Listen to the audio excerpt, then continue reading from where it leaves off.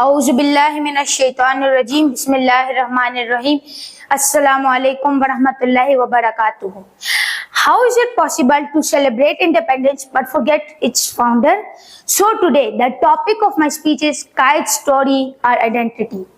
Ladies and gentlemen, today I want to share with you the story of a man who changed the course of history.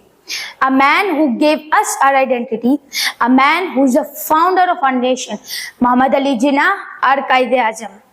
His story is one of vision, perseverance and leadership. From a young lawyer to the Governor General of Pakistan, his journey is an inspiration to all of us. He fought for our rights, he fought for our freedom, and he fought for our separate identity. He believed in the power of unity, faith and discipline. His leadership and wisdom guided us through the darkest of times, and his legacy continues to inspire us today. His story is our story. His story is our story. It's a story of our struggle, our sacrifices and our triumphs. It's a story of our values, our identity and our principles. Let's learn from his life. Let's follow his principle.